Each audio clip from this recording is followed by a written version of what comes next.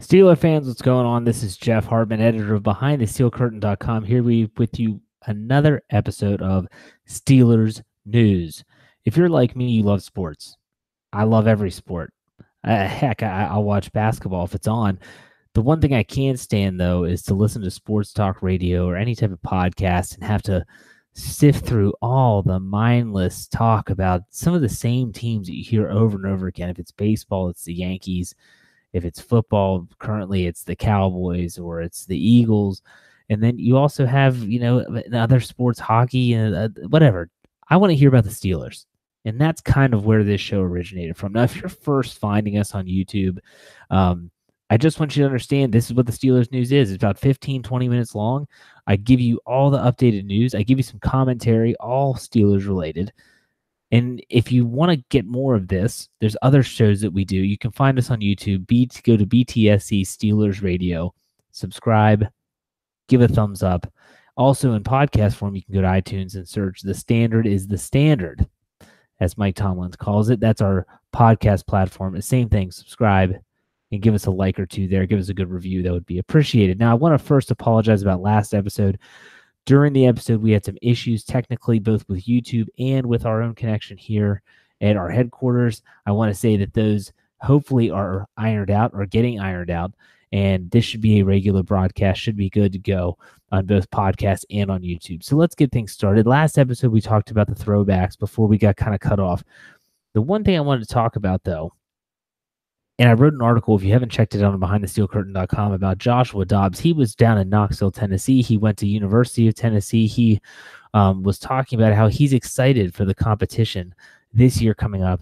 And the quarterback competition, the quarterback battle, in my opinion, is one of the most intriguing battles in training camp. And it's not even for the starting position. No one is suggesting that Ben Roethlisberger should not be the starter of the Pittsburgh Steelers. What they're arguing is who's going to make the team, where are they going to fall in terms of the hierarchy and the depth chart?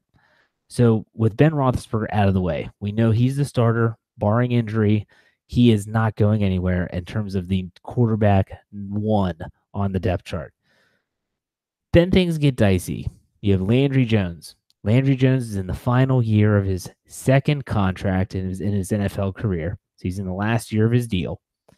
You have second-year quarterback Joshua Dobbs, who I just mentioned, and he's going into his second year. Did not play a single snap of regular season football in the National Football League last year. Played a ton in the preseason, none in the regular season.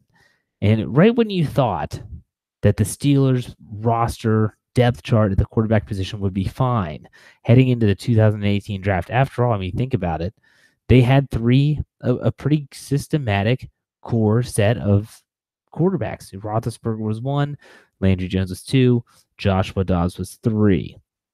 Pretty simple, right? Then all of a sudden, the third round, they pick Mason Rudolph, who everyone thinks for the first time they've picked the heir apparent to Ben Roethlisberger.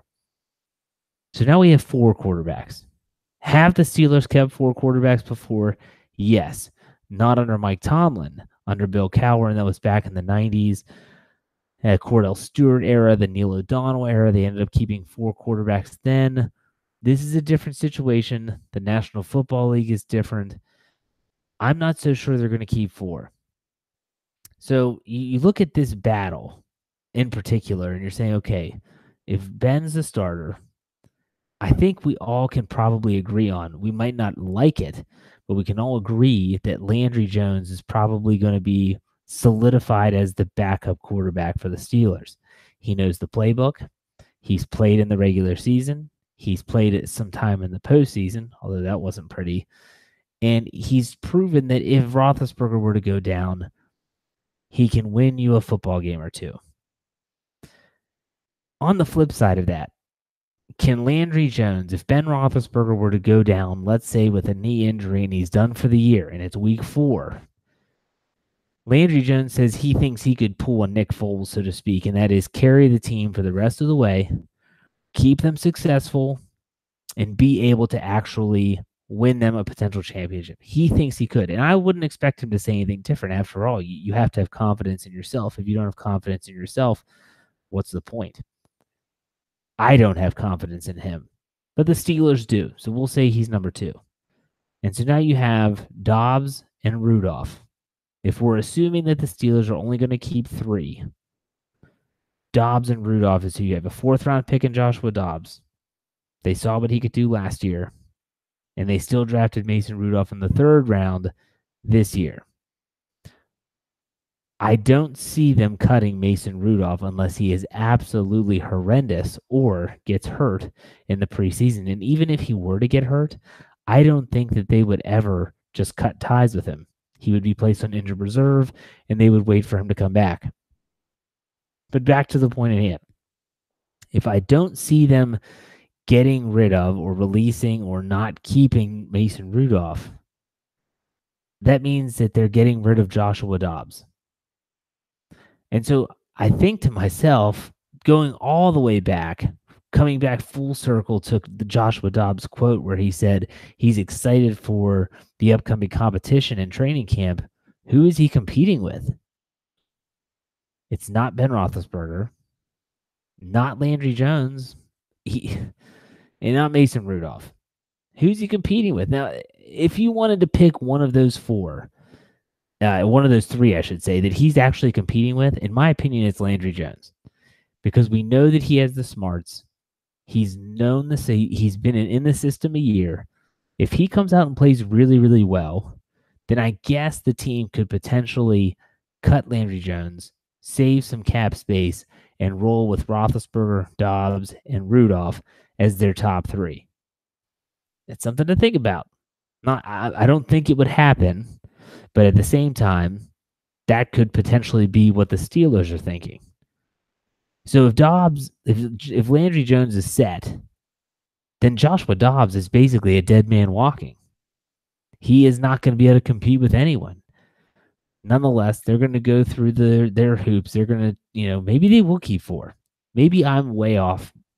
I could be. Wouldn't be the first time. I'll say it that way. But in my opinion, the Pittsburgh Steelers are only going to keep 3 quarterbacks, and those quarterbacks are going to be Ben Roethlisberger, Landry Jones, and Mason Rudolph. I'd like to know what you think will happen, and let me know in the comment section. If you're on YouTube, go to the comment section. Let me know what you think will happen with the quarterback situation, that quarterback battle coming up for the Steelers. But the bigger question here, and I might be getting ahead of myself, but it's the offseason. Sometimes the mind wanders, is what would the Steelers do if Ben Roethlisberger was injured in the first quarter of the season? Would they put Landry Jones in and say, go get him, let's see what we can do? Or would they do what they did in 2004, and that was they put in a rookie? That rookie was Ben Roethlisberger, who rattled off 14 straight wins. Would it be Mason Rudolph this time, coming in and seeing what he can do at the quarterback at the NFL level, the highest level, against the best competition out there?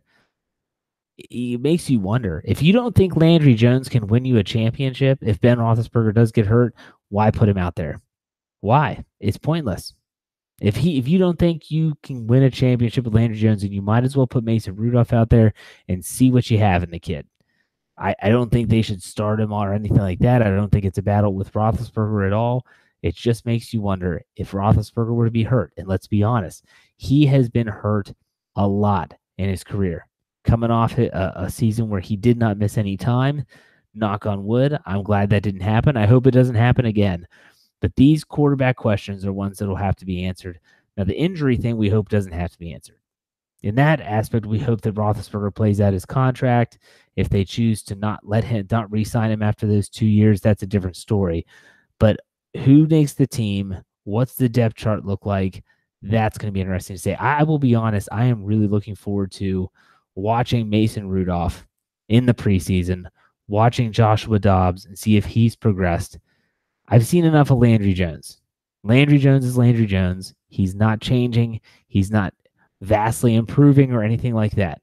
So maybe as I talk through this myself, maybe it's Landry Jones that Joshua Dobbs is competing with, which will make it very interesting this preseason. So that quarterback battle, the training camp battle, is one to watch there at St. Vincent College in Latrobe, Pennsylvania, when the Steelers report to camp at the end of July. Now, another topic I wanted to talk about last episode, and I didn't because we got cut off, and that is coaching.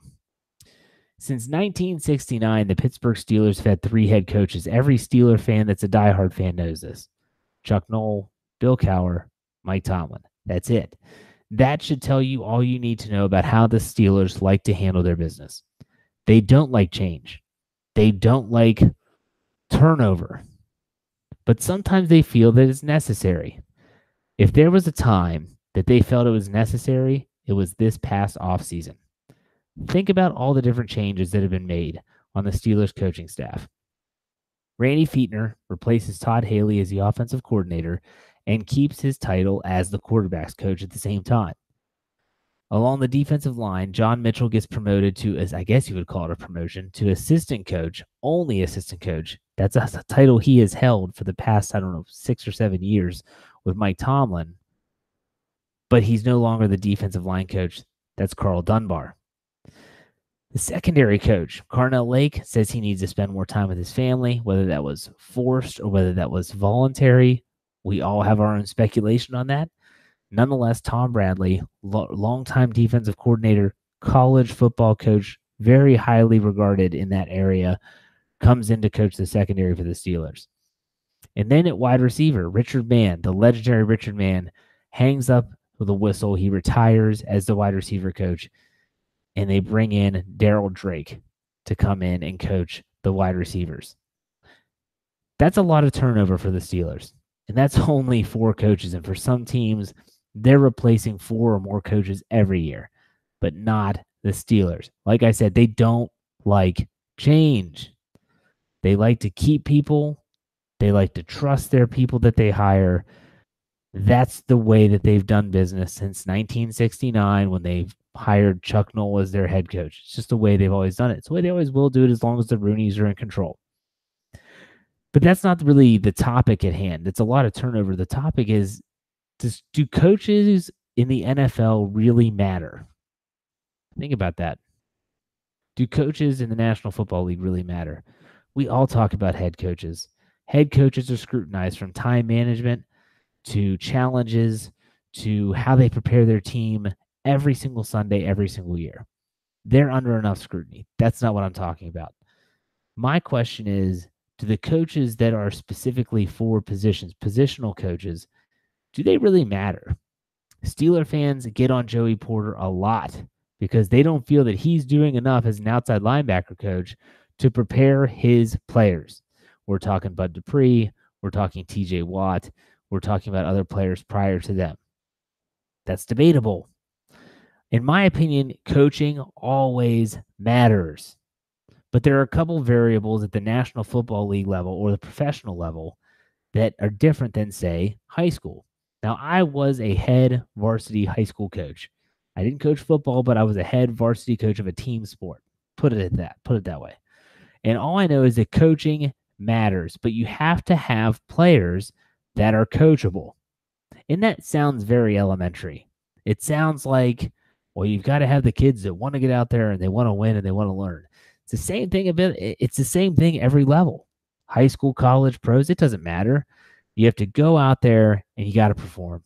And you have to go out there and you've got to take what the coaches have taught you and you got to put it on the field. If you feel like you know everything, it won't matter. You could be the best coach in the world and it won't matter a lick because you're not going to change anything. So you have to have a coach that the players trust, that the players know what he tells me is going to work. Now, in high school and college, high school mainly, it comes down to what he's telling me is going to equal victories. That's the biggest thing. When they see you starting to win, they buy into what you're selling. In college, especially the elite athletes, it goes from, is what he's telling me going to make me a professional? Is it going to get me drafted? Is it going to get me out of my current situation? Is it going to get me money?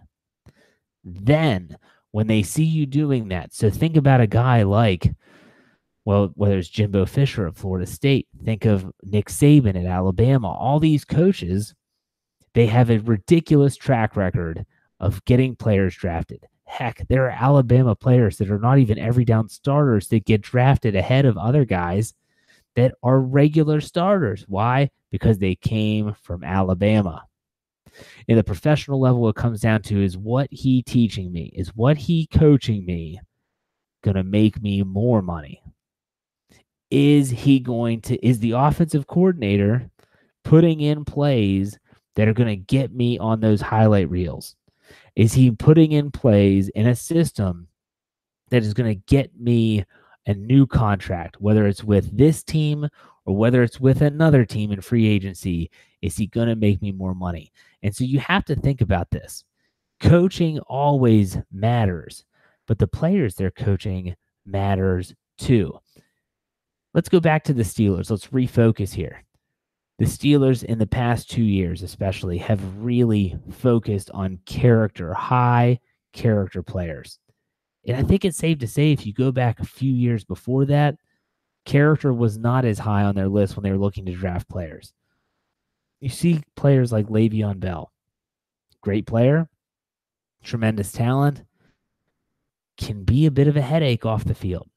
You think about Martavis Bryant, had a lot of red flags on him coming out of Clemson. The Steelers took a run at him. He paid off in the short term. In the long term, no longer a member of the team. Players matter. Coaches matter. I personally don't think there's a coach at the National Football League level that can't coach. Yeah, they can improve on certain things, and they have strengths and weaknesses just like players do. But at the same time, the player is just as important, in my opinion. The Steelers have drafted players in the past 2 years that have pedigree. Think about TJ Watt. Think about Terrell Edmonds, that are very coachable, that love the game of football, and want to get better, to work, and to win. That's what it matters. That's exactly what it is. When you talk about coaching at the professional level, and this is just football. I can't speak on the NBA. I have my own opinions on the NBA. The NHL is similar to the NFL. That's what it's all about. Whether it's high school, college, or pros, coaching matters. It's a different style of coaching. And this, while I'm thinking of it, this is where Mike Tomlin is successful. In over 10 years, the guy has never had a losing season. Sure, he's only won 1 Super Bowl. He's been to 2. I get that that's a knock on him. Think about it. Since 2007, the Steelers' worst record is 8-8. The worst record. This guy has won 12, 13, 11 games on a regular basis. Why? Players want to play for him. They want to put their heart and soul out onto the field for him. And they want to make sure that they impress him, because that's the type of coach. You want to call that a player's coach, so be it. But ultimately, I don't see that as a bad thing. There's a lot of people that say, oh, he's too soft on him. He's not hard enough on him, yada, yada, yada. I don't buy into all that. I think that being a coach that players trust, being a coach that players want to play for means a lot. So, yeah, coaching matters, and the Steelers have all those new coaches. It's going to be interesting to see. How does Tom Bradley take those college concepts and infuse them into the professional game? And on the defensive line, does Carl Dunbar do something a little bit different with his defensive linemen that John Mitchell didn't, that might have a bigger impact on the field? What about wide receiver? Richard Mann was great. He also had great receivers. With Antonio Brown there, you don't have to do much coaching with Antonio Brown. But what about these young guys, Juju Smith-Schuster, James Washington? Darryl Drake's going to have his work cut out for him. And then lastly, Randy Fichtner. Todd Haley's gone. What's it going to look like? Same offense, different names? Or is it going to be a up-tempo, we're going to run it right down your throat, but we're going to do it at a breakneck speed? You only can look back to the University of Memphis, and I think 2004, the last time Randy Fichtner actually called plays to actually know. It's going to be fun to watch. All I want to say is that the Steelers are about ready to enter their third week of the organized team activities, or OTAs. I want you to make sure you keep it here on YouTube. If you're watching on YouTube, follow us, BTSC Steelers Radio. Subscribe. Give us a thumbs up on the video. Comment. Let us know what you want to hear about. We'll give you the best news and notes. Also, in podcast form, go to iTunes, search The Standard as a Standard. Subscribe. You'll get all our podcasts there. And always, always, always, your one-stop shop for Pittsburgh Steelers news is BehindTheSteelCurtain.com. BehindTheSteelCurtain.com. I'm Jeff Hartman, editor of BehindTheSteelCurtain.com. Thanks for watching. Thanks for listening. We'll see you next time.